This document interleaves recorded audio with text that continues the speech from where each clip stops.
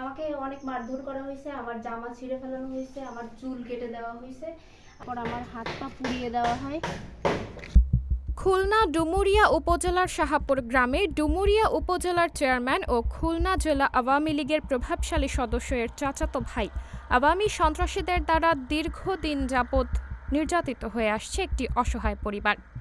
উক্ত বিষয়ে ভুক্তভোগী পরিবারের সাথে কথা বলে জানা যায়, মূলত তাদের পৈতৃক সম্পত্তি আত্মসাতের লোভেই তার আপন চাচাতো ভাইয়েরা তার আপন ছোট চাচা দীর্ঘদিন যাবৎ তাদেরকে শারীরিক ও মানসিকভাবে নির্যাতন করে আসছে। ভুক্তভোগী কলেজ ছাত্রী জানান, তিনি তার বাবা ও মায়ের একমাত্র কন্যা সন্তান। তার বাবা গাজী শহীদুল ইসলাম, তিনি শাহপুর নিবাসী, গাজী নজরুল ডাক্তারের সেজ ছেলে। ভুক্তভোগী বাল্য বয়সেই তার বাবাকে হারায়। তার বাবা মারা যাওয়ার পর তার মা ছিল তার একমাত্র সম্বল। এই সন্ত্রাসীদের নির্যাতনে সে তার বেঁচে থাকার একমাত্র সম্বল তার মাকেও হারিয়ে ফেলেছে। আর আমার আম্মু এইসব অত্যাচারের জন্য মারা গেছে। আমি সঠিক বিচার চাই সাংবাদিক। মূলত তার বাবা মারা যাওয়ার পর থেকেই তার বাবার আপন ছোট ভাই গাজী শহীদ ও তার বড় চাচা গাজী শাহজাহানের ছোট ছেলে সুমন গাজী ও তাদের বাকি শরিকেরা তার বাবার রেখে যাওয়া সম্পদ আত্মসাতের লোভে মরিয়া হয়ে ওঠে।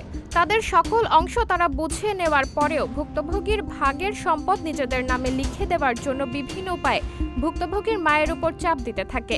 বিভিন্ন উপায়ে চাপ প্রয়োগ করার পরেও তাদের মনের আশা পূরণ করতে না পেরে তারা ক্ষিপ্ত হয়ে তার মাকে ধারাবাহিকভাবে মানসিক ও শারীরিক নির্যাতন করতে থাকে। ভুক্তভোগীর মা এ সকল বিষয়ে অনেকবার নিকটস্থ পুলিশ ফাঁড়িতে অভিযোগ করে, কিন্তু এই ক্ষমতাশালী আওয়ামী সন্ত্রাসীদের ক্ষমতার দাপটের সামনে হারিয়ে যায় সকল অভিযোগ। এ সকল নির্যাতনের ধারাবাহিকতায় গত 1 জানুয়ারি 2023 তারিখে আনুমানিক বিকাল 4 ঘটিকায় সন্ত্রাসী শহীদ গাজী, সুমন গাজী, তাহসিন গাজী ও সুমন ও শহীদ গাজীর স্ত্রী উর্মি ও পলি ভুক্তভোগীর মা রোকসানা বেগমকে বেধড়ক মারধর করে ঘর থেকে তাড়িয়ে দেয়। আমার আম্মুকে মারধর করে বাড়ি থেকে তাড়িয়ে দেয়। এরপর আমি আসার পরে আমাকে গেটের সাথে বেঁধে বেধড়ক পেটানো হয়। এরপর আমার হাত পা পুড়িয়ে দেওয়া হয় এবং আমাকে মেরে আমার মুখ থেকে রক্ত বের করে দেয়। আলমারি ভাঙচুর হয়ে কিছু নগদ অর্থ ও স্বর্ণ অলংকার চুরি হয়েছে। এ সময় ভুক্তভোগীর নানি আয়েশা বেগম সেখানে উপস্থিত ছিলেন। তিনি বলেন, তার চোখের সামনেই তার অসুস্থ মেয়েকে মারধর করতে থাকে। তিনি বাধা দিলে তাকে লাথি মেরে মাটিতে ফেলে দেয় ও তার মেয়েকে পেটাতে পেটাতে ঘর থেকে বের করে দেয়। কিছুক্ষণ পরেই কলেজ থেকে বাসায় ফেরে ভুক্তভোগী কলেজ ছাত্রী ফাতেমা।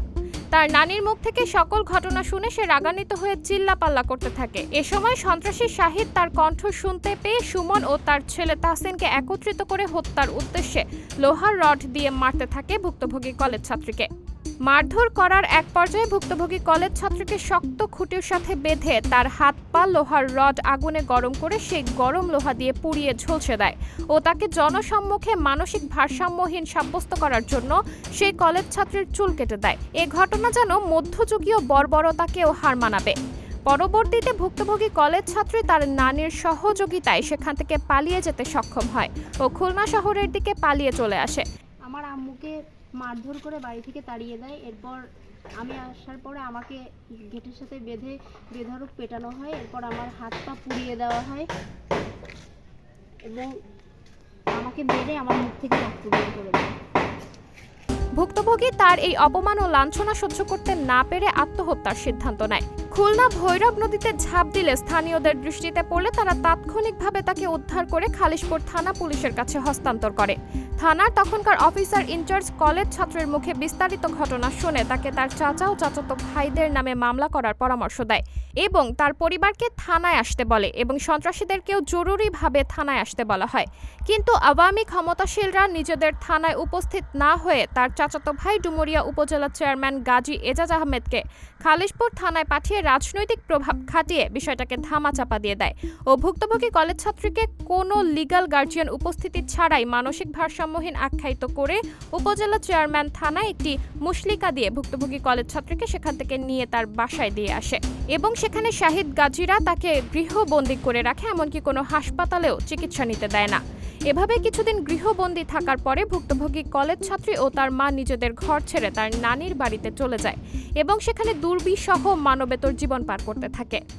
নিজের ও নিজের মেয়ের প্রতি এমন অন্যায় কিছুতেই মেনে নিতে না পেরে ভুক্তভোগী কলেজ ছাত্রীর মা রোকসানা বেগম শারীরিক ও মানসিকভাবে অসুস্থ হয়ে পড়তে থাকে। নিজের মায়ের অসুস্থতা দেখে তাকে ভালো চিকিৎসা করানোর জন্য ভুক্তভোগী কলেজ ছাত্রী তার বাবার রেখে যাওয়া শাহাপুর বাজারে একটি দোকান ঘর বিক্রয় করার সিদ্ধান্ত নেয়, কিন্তু সেখানেও এই মানুষরূপী পশুরা বাধা দেয়। ভুক্তভোগীর আকুতি মিনতিতে এলাকার কিছু মানবিক মানুষ তখন এগিয়ে আসে, কিন্তু তারাও এই অমানুষদের ক্ষমতার সামনে নিরুপায় হয়ে যায়। কিছুটা সামাজিক চাপের মধ্যে পড়ে সন্ত্রাসী সুদ কারবারি শহীদ গাজী ভুক্তভোগীকে সেই দোকান ঘর বন্ধক রাখার বিনিময়ে প্রতি মাসে 1500 টাকা সুদের হারে 1 লক্ষ টাকা দেয় তার মায়ের চিকিৎসার জন্য। এ পর্যায়ে এসব যন্ত্রণা সহ্য করতে না পেরে 25 মার্চ 2024 তারিখে ভুক্তভোগী কলেজ ছাত্রীর মা মৃত্যুবরণ করেন। এভাবেই নিজেদের সর্বস্ব থাকতেও মানবেতর জীবনযাপন করতে থাকে ভুক্তভোগী কলেজ ছাত্রী ফাতেমা। কিন্তু হঠাৎ গত 5ই আগস্ট ছাত্র জনতার চাপের মুখে পড়ে যখন সন্ত্রাসীদের ক্ষমতাসীন দল আওয়ামী লীগের পতন হয়, তখন এই ভুক্তভোগী পরিবার তাদের প্রতি হওয়া দীর্ঘদিন ধরে অমানবিক নির্যাতন ও তাদের ন্যায্য সম্পদ লিখিত আকারে বুঝে পাওয়ার জন্য সুবিচার পাওয়ার আশায় 1 সেপ্টেম্বর 2024 তারিখে আন্তর্জাতিক মানবাধিকার সাংবাদিক সংস্থা এর সহযোগিতায় ভুক্তভোগীর নানি আয়েশা বেগম বাদী হয়ে ডুমুরিয়া থানায় অফিসার ইনচার্জের কাছে এজাহারের আবেদন করে। থানার ওসি প্রাথমিকভাবে আবেদনটি গ্রহণ করেন ও এ বিষয়ে তদন্তের জন্য ডুমুরিয়া থানার তদন্তকারী কর্মকর্তা মোহাম্মদ শাহিনকে দায়িত্ব দেন। গত 5ই আগস্ট ছাত্র জনতার আন্দোলনে এই খুনি সরকারের পতন হলেও দেশের বিভিন্ন স্থানে এখনও রয়েছে তাদের এই শাহিদ সুমনদের মতো অনেক সন্ত্রাসী গোষ্ঠীর দাপট। পূর্বের ন্যায় এবারও কি এদের ক্ষমতা ও অর্থের দাপটের কাছে হার মানতে হবে এই ভুক্তভোগী পরিবারকে, নাকি ছাত্র জনতা একত্রিত হয়ে ভুক্তভোগীর পাশে দাঁড়িয়ে এনে দেবে তাকে সুবিচার? প্রশ্ন রেখেছে ভুক্তভোগী। সাবরিনা জলিল, সবার কথা।